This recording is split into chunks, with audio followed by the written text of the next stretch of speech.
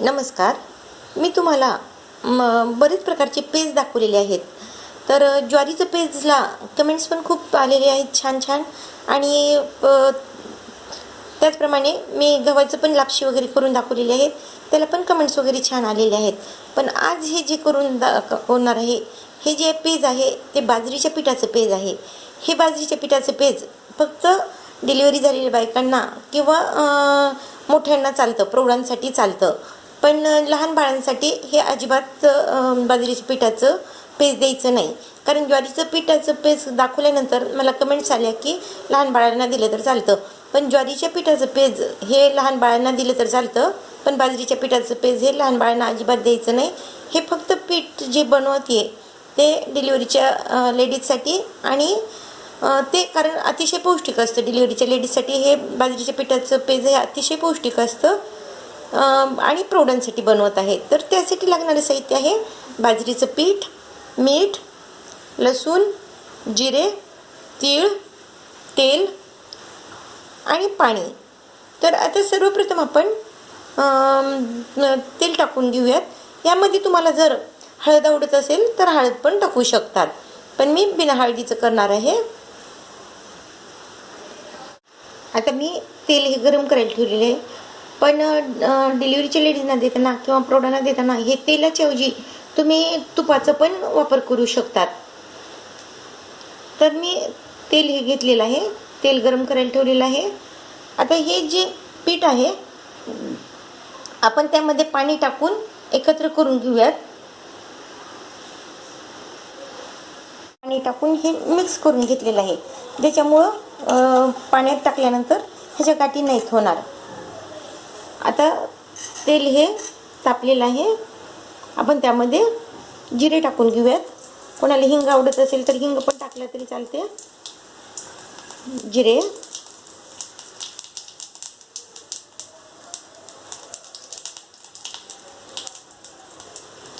लसूण, जिरे आणि लसूण टाकल्यानंतर कोणाला हळद आणि हिंग आवडत असेल तर हिंग, हळद, कढीपत्ता, कोथिंबीर पाठवून टाकू शकतात. पण बाजरीच्या पिठाचं हे डिलिव्हरीच्या लेडीजसाठी करू लागले, त्यामुळे बाकीचं मी काही टाकत नाही आहे. आता आपण त्यामध्ये पाणी टाकून घेऊयात.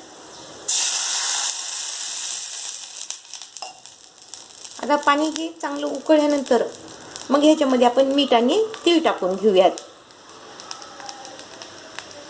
अशा प्रकारे पाणी हे उकळलेलं आहे. आपण त्यामध्ये मीठ टाकून घेऊयात. मीठ, तीळ,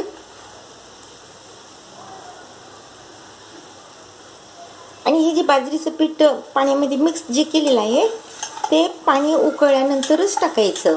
पाणी थंड आहे तोपर्यंत जर टाकलं तर त्या पिठामध्ये, ह्या पेजमध्ये गाठी गाठी होतात. आणि हे पीठ जे आहे ते आपण त्यामध्ये टाकून घेऊयात.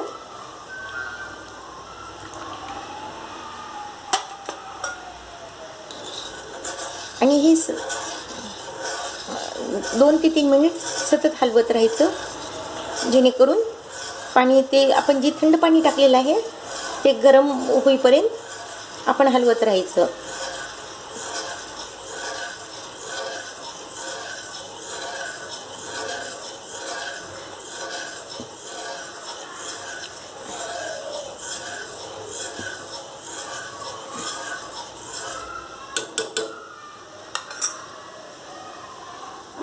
अशा प्रकारे त्याला उकळी येईपर्यंत, म्हणजे पीठ शिजेपर्यंत ते आपण हलवत राहिलेलं आहे. आता त्याला उकळी आलेली आहे, म्हणजे पीठ शिजत आलेलं आहे. आणि हे पीठचं पेज करताना पातळ करायचं, उपिटासारखं घट्ट करायचं नाही. हे पीठ जे आहे ते अशा प्रकारे पातळ करायचं आहे. आणि आता हे आपण छान प्रकारे शिजवून देऊयात.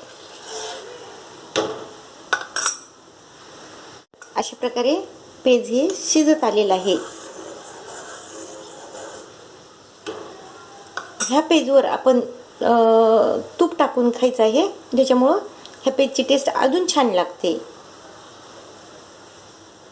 उकळी आल्यानंतर पण 5 मिनिट चांगलं पीठ हे जे आहे ते शिजू द्यायचं आहे.